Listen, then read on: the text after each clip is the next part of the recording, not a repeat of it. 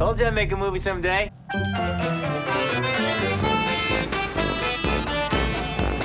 The reason I'm here is to help you. There are a few things that you gotta remember. Is this simply another sequel? Well, if it is, same rules apply. But here's the critical thing. If you find yourself dealing with an unexpected backstory and a preponderance of exposition, then the sequel rules do not apply, because you are not dealing with a sequel. You are dealing with the concluding chapter of a trilogy. Sequels, if there ever were a tough part of the job of being a film critic, and I don't think there are any tough parts of this job, seeing Hollywood sequels would have to be, I think, the roughest. Ladies and gentlemen, a message from Sheriff Buford T. Justice. You can all sit down now. Glad handle-tie trash bag. Makes that long haul to the curb seem shorter. Jackie Gleason was another one of the stinkers of the year, and of course it was another sequel. It's too bad to see his talent wasted in roles where he basically just repeats his same shtick from previous movies. This next movie is called Smokey and the Bandit Part III, and it lacked almost anything you'd ever want to go see a Smokey movie for, including Burt Reynolds, who called it quits with this series after Smokey Part II. He turns up for a cameo just an instant at the end of Part III and looks like kind of lost. Any movie that lists Paul Williams in its acting credits is going to be a real good candidate for the Stinker of the Week award. If you watch the movie, it's petrifying. Two mothers fainted. We're back! As Poltergeist 3 opens around the country, the memory of Heather O'Rourke continues to make headlines. They told me she had a congenital blocked intestine and had died of septic shock. What they thought she had was bowel inflammation. With the death of Heather O'Rourke and several other stars in the Poltergeist film, supermarket tabloids immediately began running stories of the films being jinxed. Heather died because of an undetected congenital anatomical defect. And Dominique Dunn died at the hands of an extremely ill-directed, passionate boyfriend. There were also stories published that during filming, scripts would mysteriously vanish and objects would fly around the set. No, I've never had any experiences like that. Guess who's back in town?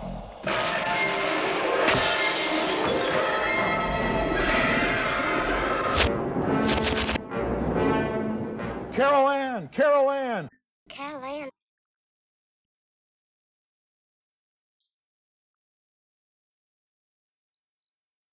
Carol Ann!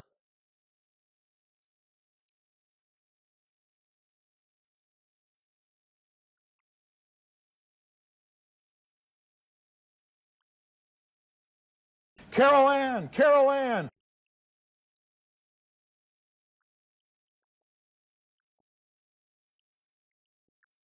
Carol Ann, Carol Ann, Carol Ann. Carol Ann! Carol Ann! Carol Ann, Carol Ann, Carol Ann, Carol Ann, Carol Ann, Carol Ann, Carol Ann, Carol Ann, Carol Ann, Carol Ann? Carol Ann. I must have heard the name Carol Ann 1,000 times. No. Carol Ann! Carol Ann! Carol Ann! Carol Ann, Carol Ann, Carol Ann. Up and down the staircase. Carol Ann. The scene, Skerritt goes up. Carol Ann, Carol Carol Ann. Ann, Carol Ann as he goes Carol up. Ann.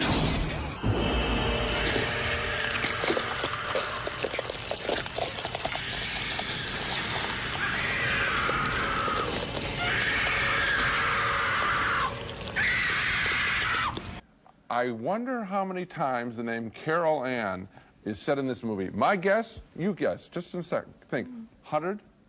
100 100 times I heard the name Carol Ann. Why couldn't they just have said one time in the movie as a joke, Carol? I would have loved that. The movie stinks. True trilogies are all about going back to the beginning and discovering something that wasn't true from the get-go. Godfather, Jedi, all revealed something that we thought was true that wasn't true. I'd like to speak to you about an issue which seems to be tearing our country apart.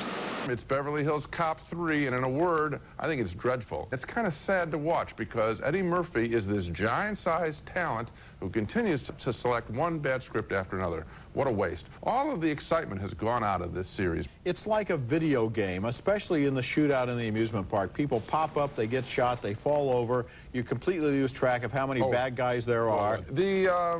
The thing that bothers me was the whole decision to put it in the amusement park. They have it this juvenile amusement park, and as a result, it is very soft, and it is not funny to see Eddie Murphy with the costume characters. And of course, it really makes sense that counterfeiters would hide their press inside a tree in an amusement park, doesn't it? Beverly Hills Cop 3 will open across the country on May 25th. Ladies and gentlemen, please welcome Eddie Murphy. Look, look. We're waiting for the dog team to bring us medicine, and then we can go home. Tell us about the film. This is Beverly Hills Cop 3. How many movies have you made? 12. I hate going to see a picture at a screening because, you know, when you go to screenings, lots of people go to screening and they sit and watch movies like this. Oh, it's very funny. When I watch Another 48 Hours, my weight had gotten so out of control. I look like... Let's go get him, Nick. The Beverly Hills Cop 3 is, again, cop from Detroit. Eddie's in this amusement park shooting people. Come see it. I think I'm saving some kids. I'm doing something very heroic. All right. Ooh, you ought to see this clip.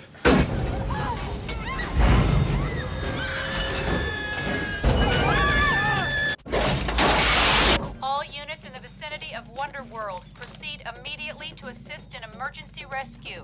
Axel! That wasn't you, Eddie. Hey, Dave, every second of it. Come on, let's go. In 1975, he became Hollywood's biggest star. And in 1978, just when you thought it was safe to go back in the water, he resurfaced. This summer, for the first time, the terror of Jaws will not stop at the edge of the screen.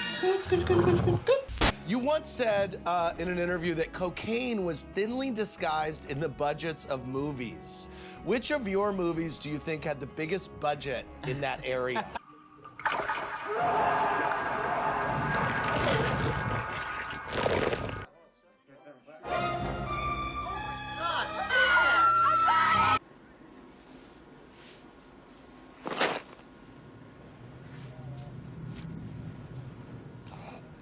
Probably Jaws 3D. Look at this ridiculous scene in which a phony shark chases some water skiers who are amazingly slow to catch on.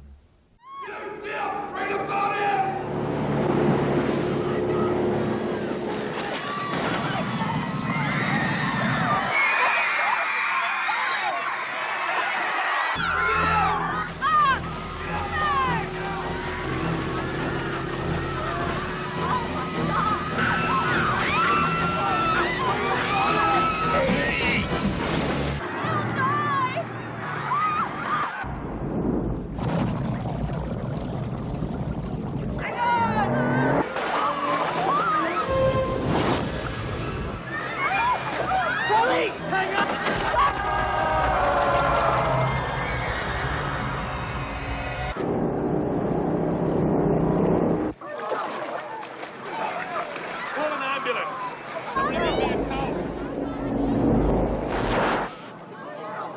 Follow that sumbitch! Gee, that's amazing. What was your first film? Jaws 3D. Brilliant. Yeah. It's running on the art circuit. It's a classic now, isn't it? How did you get into that film? Well, let me see. I just had to water ski. That was the main... That was all they needed, was somebody who could water ski? And speak Yeah, and walk. did you make money for that? Yeah, I did. I did. Yeah. Se você está contente, dá sorriso. You've been pretty open about the fact that you were a cocaine addict. Had to get that shark some way. With movies like Jaws 3D, if you couldn't see the screen, at least you weren't missing anything. That's absolutely true. Boy, this one really let me down. The big moment when the shark is going to crash through this little sequarium, you know, the 3D didn't work well. It never leapt, it never came off the screen. It just hit that thing and then they cut to another scene.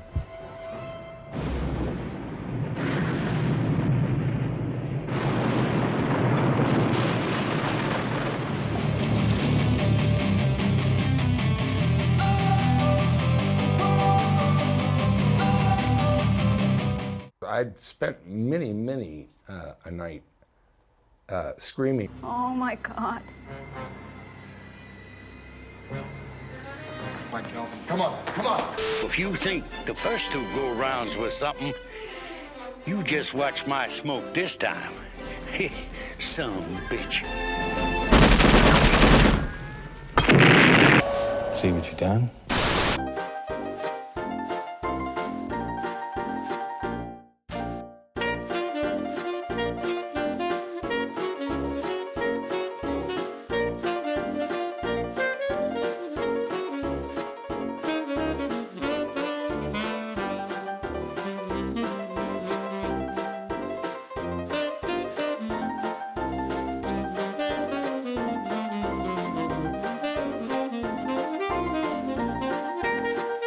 Norman! There's a vacancy at the Bates Motel. Norman, is that you? No, it's Buzz McKenzie. Why can't you leave my poor son, my Norman, alone? I didn't get scared by the film. I was turned off by some of the violence, and I won't, of course, you're not saying it compares with the original. It just sort of laid there for me. Norman, can't you do anything right? That Buzz is so cool, it's scary.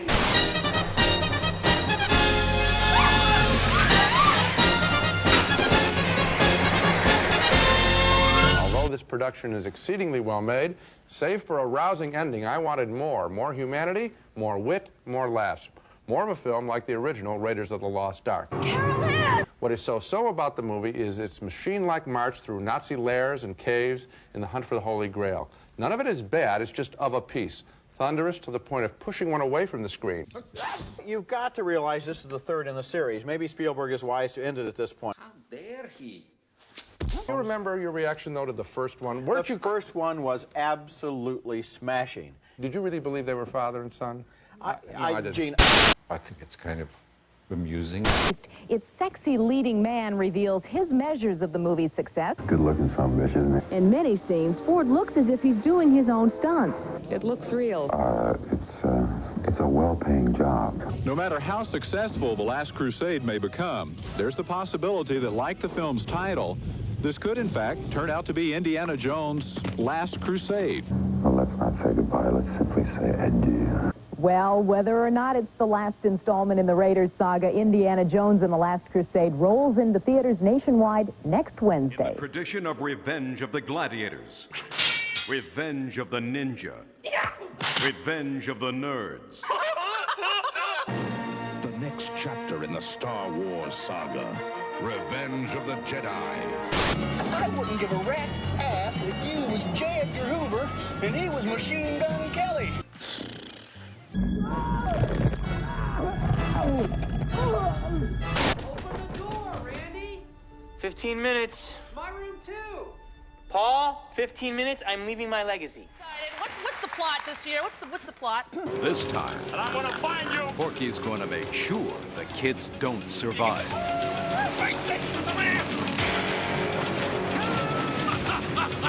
There's a gang or something?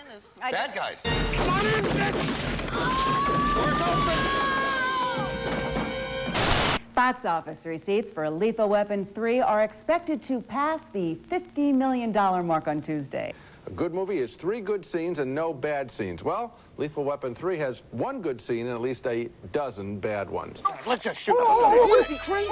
Get out of the way, Rog. I'm gonna drill him. We can make it look like suicide. Every bantering scene between Glover and Gibson seems forced, as if these guys, these actors, knew that the third time around, their quarrelsome act was getting tired, and tired is a good word to describe Lethal Weapon 3. I'm too old for this shit. the villains were weak.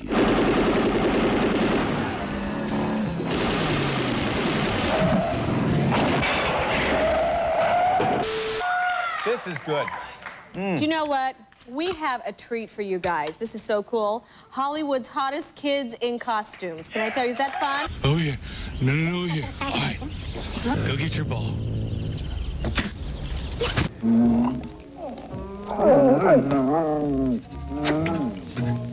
Alex Pruitt.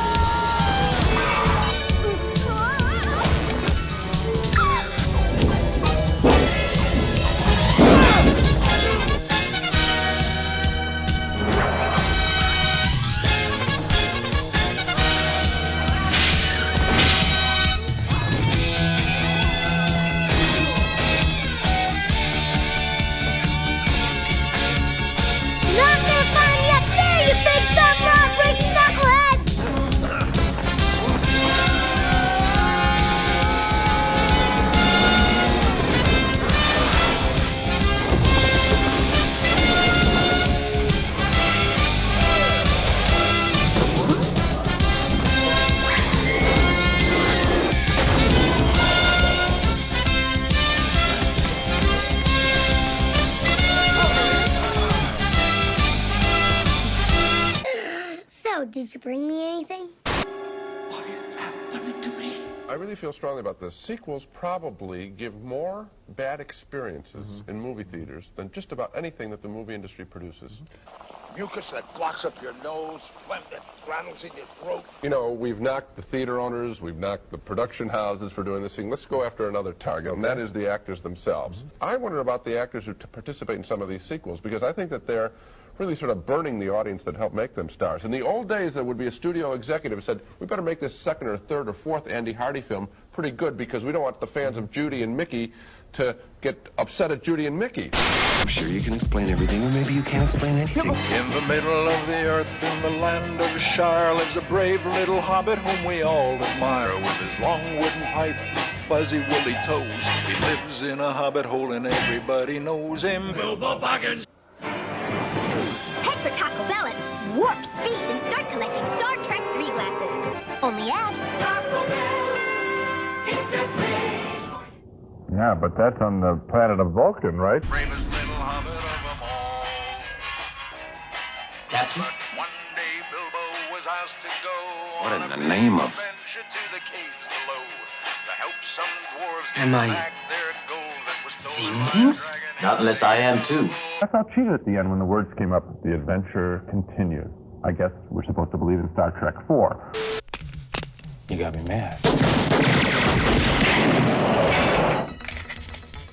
During the production of the motion picture, there was a big fire on this very lot here at Paramount, and the media reported that you continued to work. What was the story surrounding it? I had no choice, and there was nothing I could do about the fire. Bill Shatner went out and helped the fire department. They put out the fire, and that was the end of that. If there was that much at stake, Spock would have found a way. One final question while I have you right here. Will you just run the ending of the new movie by me? $5 and a little patience will get you the ending. Wait, but the batteries! Ah!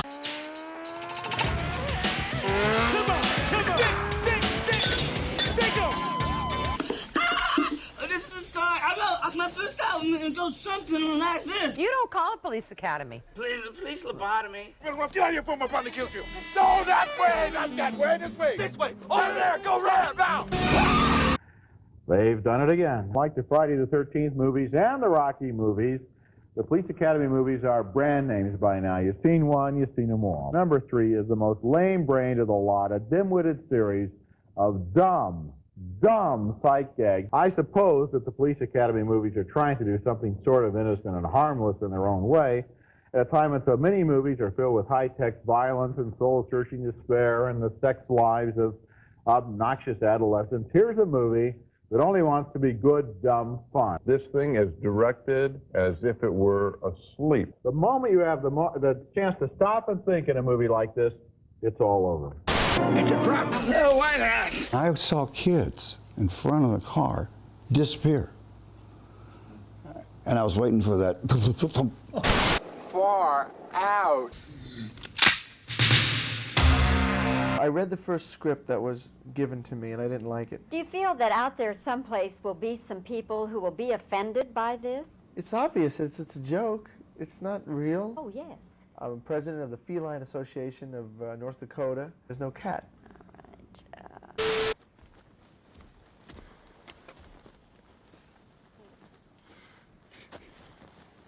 Now I've got another 3D sequel for you. This house has a supernatural power to attract audiences.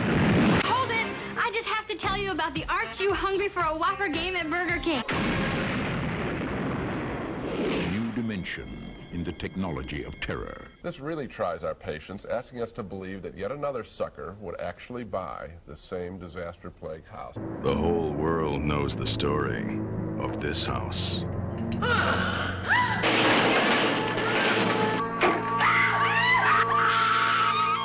Now that music, that real tranquil music before she jumps out, that was totally inappropriate. My dears, this is serious toothpaste. Inside the house, nothing is going on, nothing that is the least bit frightening. It's all so predictable, you feel a little dirty watching it. Rah, rah, rah. It's a miserable film. Up yours, darling. I was looking at an ad in the paper the other day for video cassettes, you know, for Christmas gifts. They're trying to write in on the coattails of what was somebody's, at one time, a long time down the road, genuine inspiration. They're retarded.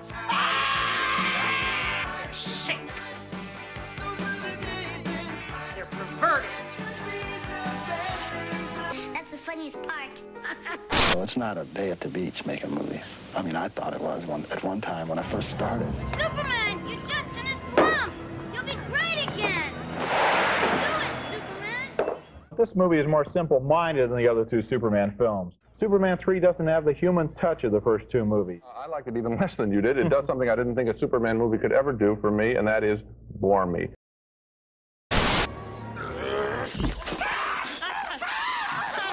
You're crazy. Yes. Well, that's been said. I was really petrified, man. I'm talking about I was ready to cry. And I said, this guy really believes. Come on, it's Campbell's cream and mushroom soup. You can always eat soup. Here are some super trilogy rules. You gotta kill her who's gonna be superhuman. Stabbing him won't work, shooting him won't work. Basically, in the third one, you gotta cryogenically freeze his head, decapitate him, or blow him up.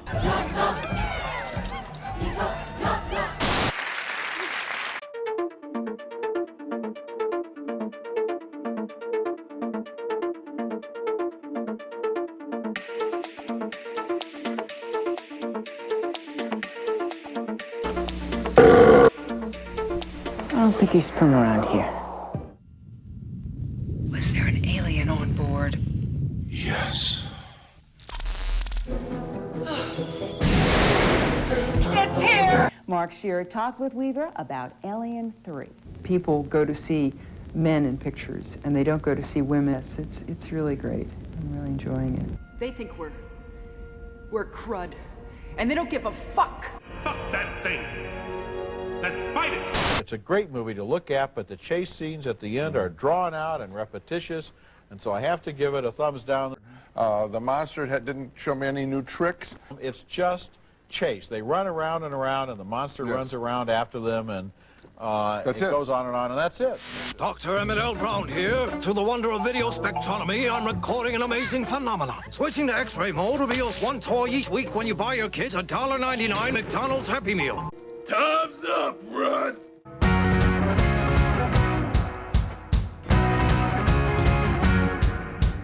I thought we could settle this like men.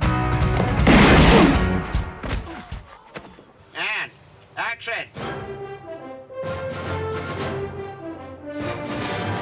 Back to the Future 3 isn't necessarily a Western. It's a time travel movie with our characters that goes to the 1800s. So we'll have horses and guns and shootouts and steam trains and all that stuff. And if you like it, go 3 or 4 or 5 more times. As a Western movie, this didn't work very well. This Western town is a movie Western town. It's straight out of cliches. You know, the question is, was it entertaining? If this were only a Western, you wouldn't say it was a very good Western. It's not only a Western. But you wouldn't say it was a good Western if it were only a Western.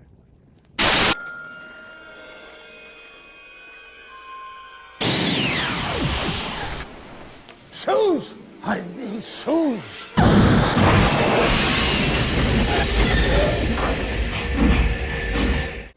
Your future is whatever you make it. So make it a good one. Okay, back to the most important reason to come to Burger King. You could win $1 million. Is there anyone in this room who is really in danger? What the fuck are you looking at? Yeah! Right on, man! Who is this man? Mr. Kersey, our new neighbor in 2C. I'm very pleased to meet you. I'll take care of him. New York, a city pushed to the edge. People pushed to the limit, and no one's got the guts to stop them. It's collection time! But there is one way. What's the problem? Well, we just talked about one of the best uses of film that we had ever seen, and now it's back to the beat with one of the worst. This movie is a retread of the previous two Charles Bronson thrillers. The weirdest thing about this movie is since it doesn't want to look racist, it has Bronson fighting an integrated street gang. I guess that's progress, Gene, to see whites, blacks, and Latinos working side by side to pillage and rape the city. It's a laughable film in this way because all it is nonstop. They tear up the joint. Every window gets broken into. Then he pulls out the gun. The neighbors pull out the guns, laughably big guns. Bronson tries to outdo Dirty Harry, brings out a bigger gun than Harry's .44 Magnum. I mean, it's cartoon, and I laughed at the film. It was dumb and stupid, and there's no reason to see it. It's a formula, and basically, you've seen the other Death Wish films. Here's your third wish. Big deal. In short, I have succeeded in becoming my own worst enemy. Death Wish 3 parallels the true life story of New York vigilante Bernard Goetz, who gunned down 4 youths as they assaulted him on a subway train. I don't know what was in the minds of those who were shot at. But I do know what was in the mind of Paul Kersey. Bronson relies on a phenomenal device called the Wilde handgun. Fires a .475 Wilde Magnum. I was like voted most likely to be a sniper. The time has come when a student must question, when a teacher must let go. A John G. Avildsen film, The Karate Kid, Part 3. Here we are again. I haven't kicked or punched in a couple weeks now. What was your anchor when you needed some strength? I know from the Japanese and Chinese restaurants that I go to, you shouldn't eat the chocolate cake, but you eat the chocolate cake, you know. It's nice to look up there and say, yeah, that's me, you know. Off screen, what kind of a relationship do you and Pat Morita have? We're just that sort of Barbie and Ken type of thing, you know.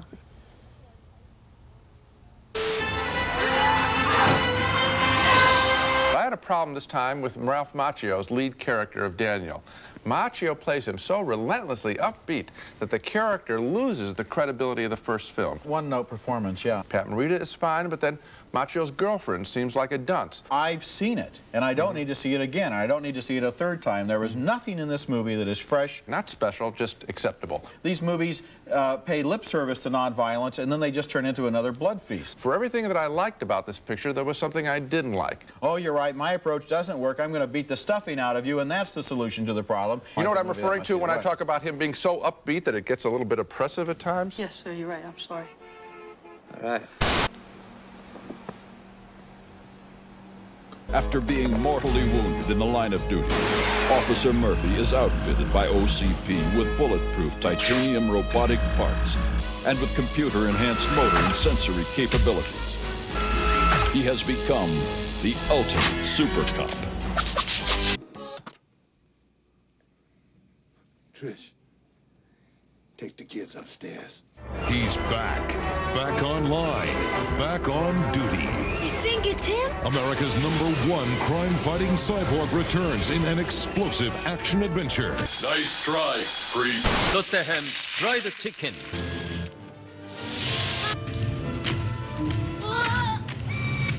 롯데 햄 프라이드 치킨. 되게 맛있습니다. 두 날개 더 주세요. It's the buy 6, get 1 free special 7-pack offer. 2 Robocops too many as far as I'm concerned. By Part 3, the retread is beginning to wear real thin. Robocop is a character extremely short on charisma. I am tired of Robocop. Oh, yeah, obviously get real cornball and have there be a female Robocop. He's lonely, something. They didn't even try that kind of stuff. You've really triggered me with your concept of a female Robocop. I wish you could develop that a little more fully for me. I'll try and do that for you. Howdy, folks. Try my $20 fill-up. You have 10 seconds to comply. Shh. You now have 5 seconds to comply. 4, 3, 2... On Friday, August 13th, an all-new 3-dimensional process will put you in the picture, whether you want to be there or not. Friday the 13th, Part 3 opens Friday the 13th at selected theaters and drive-ins. Is there something wrong with your mind or something? He says this to me. Wait on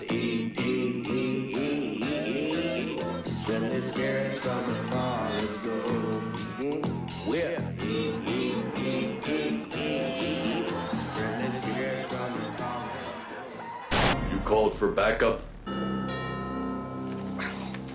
Hey, Road Warrior, how you doing? I'm worried. The world had been through a trial by fire, and only the greatest warriors and their deadliest enemies emerged from the flame. He was the one they called mad, but to those whose lives hung in the balance, he was the one they called hero. Ladies and gentlemen, boys and girls, dying times here.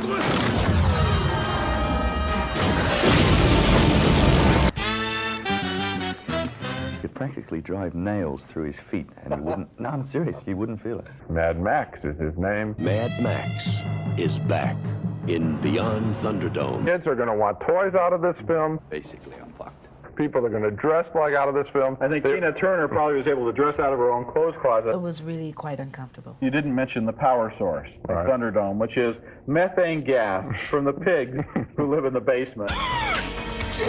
Remain silent. He's got a big hunk and he's got a little midget. This is what happens when you give little men big guns.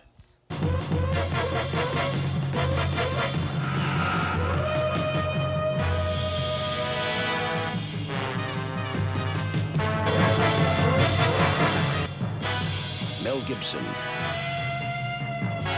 Tina Turner,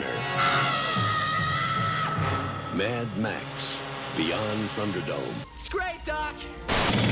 I want you to come with me to help me lead the team. What do you say, John? I put in my time. What's that mean? It means my war's over.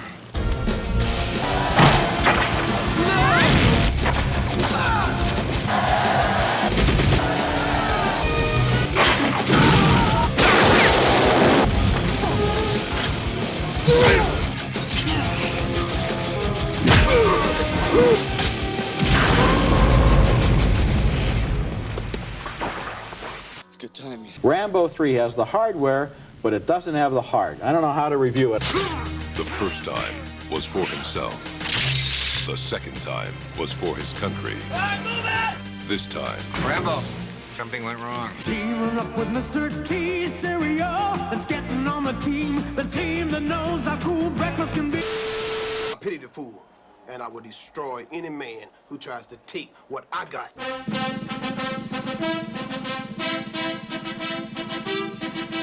United Artists and Chartoff Winkler proudly present Rocky III. It's Rocky's greatest challenge to save his honor, his marriage, and his manhood against his most devastating and dangerous opponent. Sounds familiar. Ha ha ha ha. I found a fella on TV who was throwing midgets. He looked at me, and there was a certain voracious hunger, like I was a T-bone steak. There's nothing new in this picture. Sylvester Stallone, of course, has gotten fat and lazy. Rocky is just kind of a loudmouth, and he's lost all of his human dimension, and the human relationships in the picture are missing. Why did you just write about yourself? What I missed here was Rocky. I found myself bored by a lot of what was going on. How does this one rank with the other two Rocky films? It's not as good. And I didn't particularly enjoy seeing Rocky go after another loudmouth black fighter. Why did they change Apollo Creed? They had one loudmouth black, so now they got to get the noble black. And I think that's where this racism thing comes into play, and I think they made a big mistake. Rocky Balboa has taken the training of his life.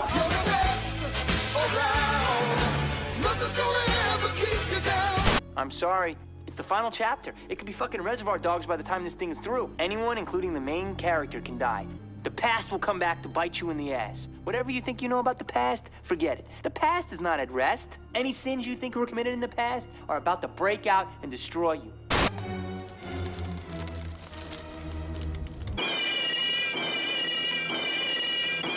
Halloween 3, Season of the Witch. A boring, slow-paced thriller about a plan to fry the brains of the nation's youth. I don't think that he would do that in Central Park. It's not personal. It's strictly business. The ultimate story of family Come at me as you will. and loyalty. Give up my daughter. Power and violence. Just when I thought I was out, they pull me back in. In a nutshell, this picture is not in the same league as the first two films in the series. It is flawed. There are problems with this new film. One of the things that bother me is that the screenplay seems kind of half-baked or half-finished. A bigger problem is the casting of Sofia Coppola, who is out of her acting league here. Mary, please go. And the very last scene of the film with some bad makeup on Al Pacino is an embarrassment. I want to discuss with you one of the central questions about Godfather 3, which you brought up, and that is, did Francis Ford Coppola make a mistake by casting his own daughter, Sophia, in the important role of Michael Corleone's daughter, Mary? There's no way to predict what kind of performance he might have obtained from Winona Ryder, the experienced and talented young actress who was originally set to play this role. Some critics have suggested that Sofia Coppola lacks the extraordinary beauty and irresistible sex appeal necessary for this role. She is an average and unexceptional child in a family that she clearly only has a dim understanding of. She's heard rumors about her father, but she remains in the dark and naive. My opinion on the Sophia question is that that's the biggest mistake in the movie. No, the biggest mistake is the makeup at the end, wouldn't you? That's a glaring, awful mistake.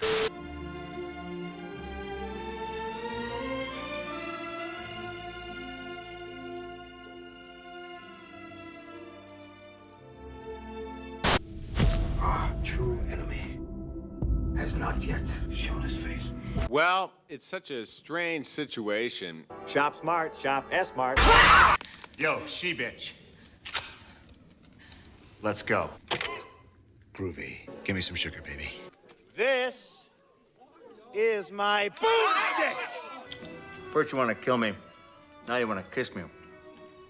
Well, hello, Mr. Fancy Pants. What's the matter, you raised in a barn? Clatu Verata Nicto.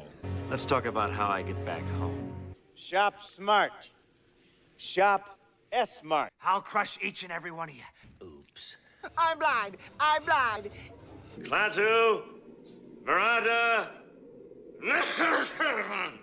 Well, that's just what we call pillow talk, baby. Honey, you got real ugly. Who the hell are you? Name's Ash. Housewares. Hail to the king, baby. Body burns can be some of the most visually exciting stunts in the movies. But inside of every walking ball of flame is a highly trained professional working closely with a hand-picked team of stunt masters. Twilight signals the start of a new day on the set of the movie Army of Darkness. Roll camera. Action. Here we go.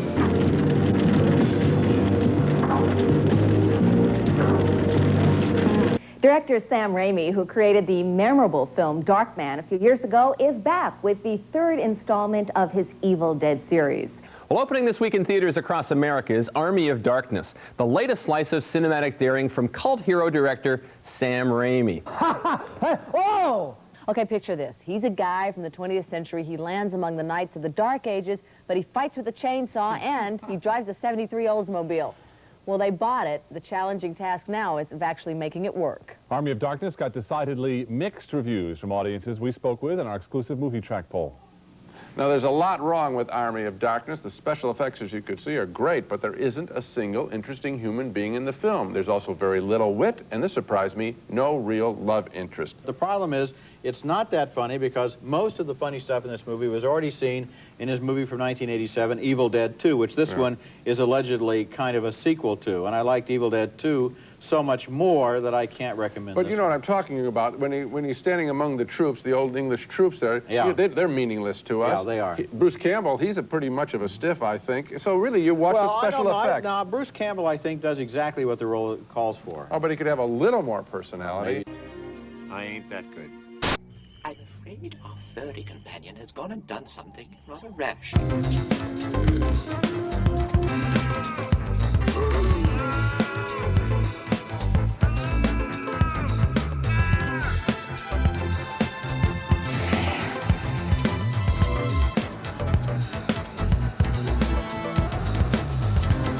Now, George A. Romero takes us out of the night, beyond the dawn, and into the darkest day of horror the world has ever known. Day of the Dead.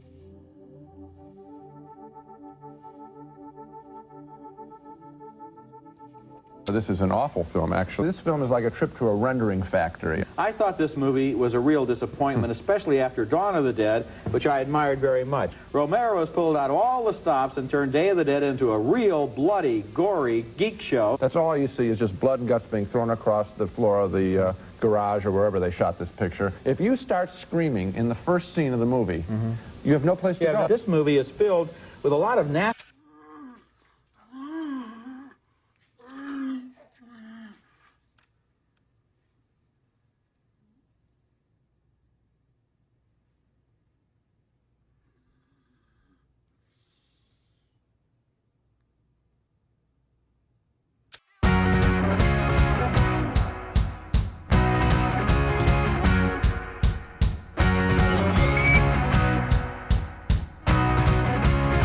It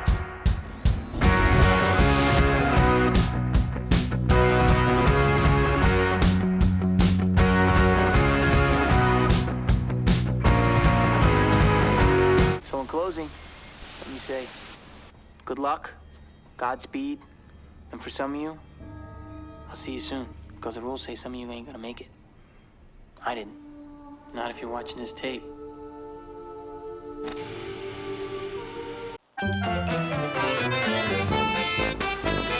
Hold it! What I'm impressed by are now, more than ever before, when I think about all these sequels, and I'm very serious here, I'm impressed by all the directors who've said no. We're in hot pursuit. We split on Psycho 3. Roger thought it was a very effective thriller in its own right, but I thought it sort of went flat. We had a split decision on Lethal Weapon 3. Gene thought it had only one good scene. I liked it, but not as much as the first films. 2 thumbs down, way down for Beverly Hills Cop 3, another dreary effort from Eddie Murphy. Come on, Eddie, try harder. 2 more no votes on Rocky 3, the third chapter in Sylvester Stallone's saga of Rocky Balboa. The film is exciting and moves well, I thought, but instead of telling us more about Rocky the person, it's basically just a formula remake.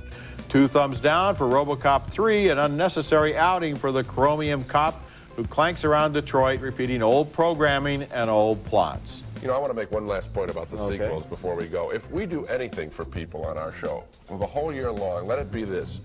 Don't go to see a sequel. The balcony is closed.